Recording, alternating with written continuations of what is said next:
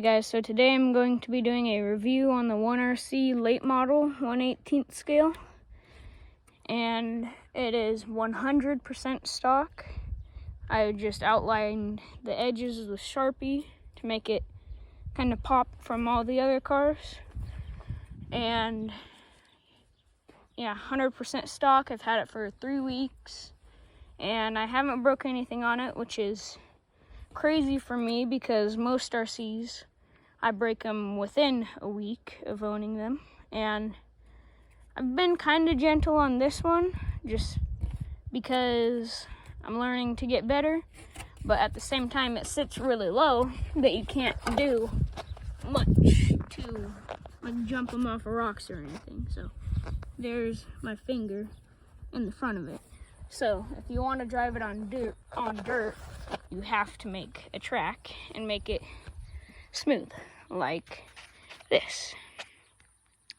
So I have a fully charged original battery, and this is the controller. It looks very similar to the Red Cat controller. Let me open it up. Have all the same settings as Red Cat does. The one on the right is like 100% power and all that other fun stuff. So controller, exactly the same as Red Cat. So I'm just gonna do some hot laps and show you guys how it performs. For what it is, I'm very happy with it and kind of impressed actually with how it hasn't broken yet. So I have it on 100%, and it's on, yeah, it's just completely stock. These tires are kind of worn out because I was drifting on asphalt.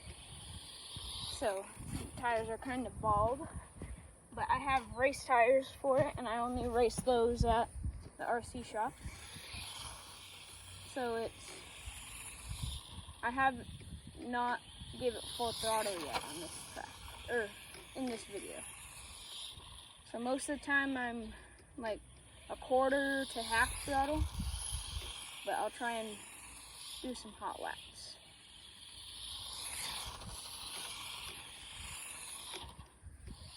So right there was full throttle.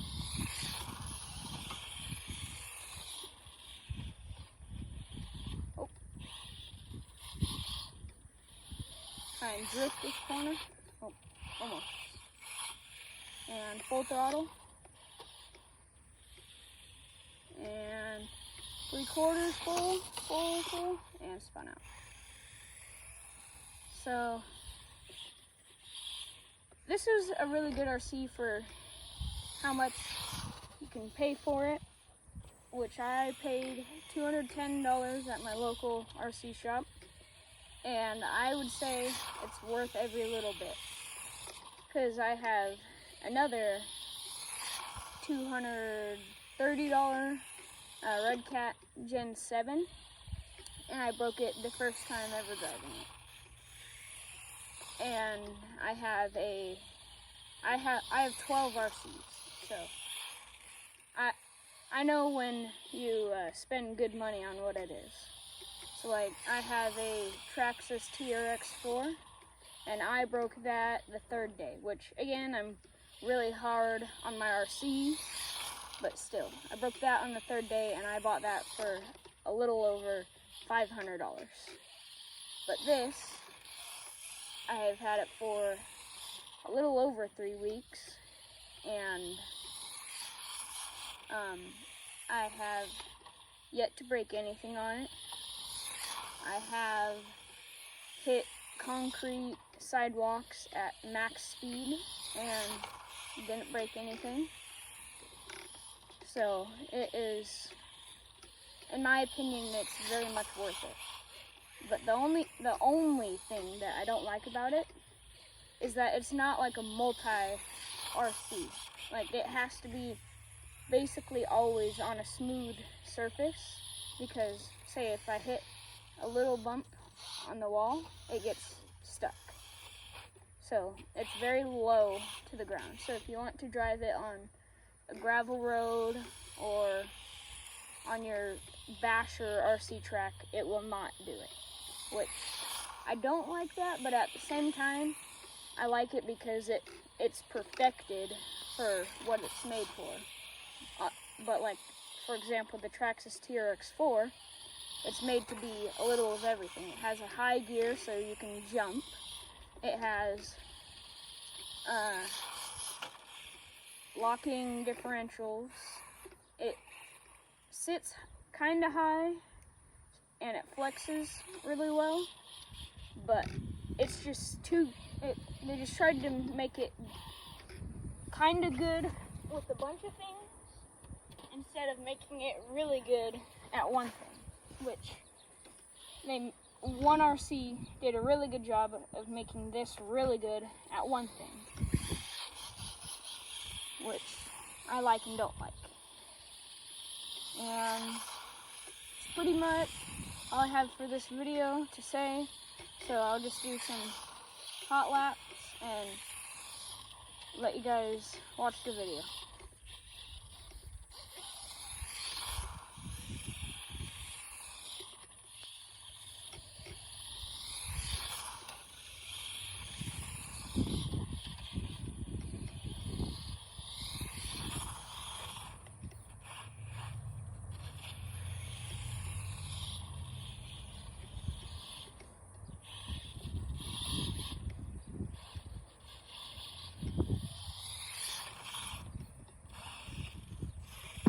I'm gonna do a hot victory lap, and then I'm gonna do some drifting and a couple donuts, just for fun, and why not?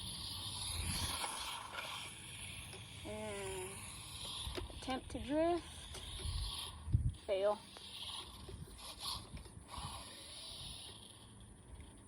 This corner I can normally drift pretty good, if I don't give it too much throttle.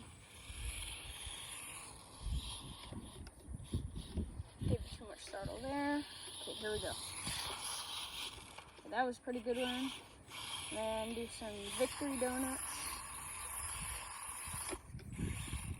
And then I'm going to bring it over here so I can show you guys everything under the car. So you have your on and off switch right here, which kind of scared me when I first bought it because it reminded me of a Walmart RC car where you just turn it on and off with the switch on the bottom. So that scared me. Same with the battery compartment, but it actually turns out being really nice. So instead of having a bunch of body clips, you just flip it upside down, take the battery out, put it back in, turn it on, turn it off. You have your ESC here, your motor here, your rear axle, your transmission, all your shocks, and that's everything for that. It's got where the steering servo is, it's disguised as an engine, which I like. It has headers coming out, which I like. It's so in real circle track race cars, they have this thing called a 3-bar. There's a 3-bar car and a 4-bar car. And what that means is there's 4 bars, or 3 bars. So there's 1, 2, and 3 versus just 1 for like a regular car. So coming into the corner, this tire, like it flexes here. It goes out, or it lifts up the body here for the 3-bar car. And also, what I did is I just wore this out right here by just pushing it up and down a bunch. And so that makes, when it sits lower right here, it makes this do what it's supposed to do better. And it picks up the front driver's side tire like how a real car would. So, or a real circle track car would. And it just makes it stick to the ground better when it does that, because it puts all the weight on these tires. So that makes it stick really good. see what else. They've got a little box here just to add weight in the back so you're not spinning out the whole time. You got the Hoosier tires, like real race cars. You got the air filter sticking out of the top, and it's got the little shield like how real circle track cars do. Let's see what else. Oh, for the bumper, it comes stock where all of this is this like kind of styrofoam to protect your body from like cramping in and cracking. So it just kind of hits and can't go anywhere. And if you hit something really hard, it will bend the metal or take the styrofoam and push it to your tire, which will make it harder for you to turn. So what you can do is take a sharp knife and just cut it off about right there, and then bend the metal bar back for it. And it might seem hard to do that, but this is what you do to take out the bumper. You just slide it all forward, and you'll hear a pop. Oh, that just came off. Oh well, you get it.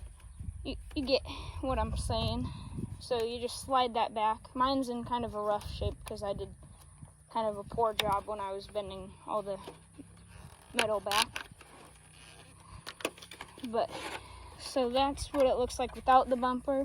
And then here is the bumper, what it looks like. And then here's the metal bar. So that was styrofoam all the way across, but I cut it so it doesn't rub during your races, because if you can't turn, you can't race. Well, you can, but just not very well. So then you just find these two holes here, push one side in, and then push the other side down, slide it all the way down, push hard, and then your bumper's back in. And that's pretty much all I have to say for it. If you're wondering what this is for my RC track, this is called a transponder, so you know how many laps you've done, what your fastest lap time was. So I just have that there for my RC shop, or for my local RC shop, which if your RC shop puts on races too, they will likely give those or sell those to you, and you have to have one to race.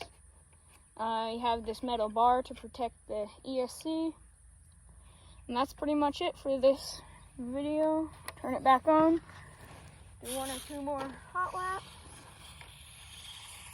and that's pretty much it. But see, it gets stuck when it has a spot where it's not made to do. Like, it's soft right there and really bumpy, so it got stuck. But yeah, it's a really good RC for $210. If you are located in Central Oregon, the Redmond RC shop, called Extreme RC Hobbies, puts on races every other Wednesday. So next Wednesday they will do races. It's $10 to rent one for the night and $10 to race. But I'm sure most of the people that are subscribed to me are not from Central Oregon or Oregon. So, but that's it for today's video. Thank you for watching. If you have any suggestions or questions, just let me know. And thank you for watching, and have a good day.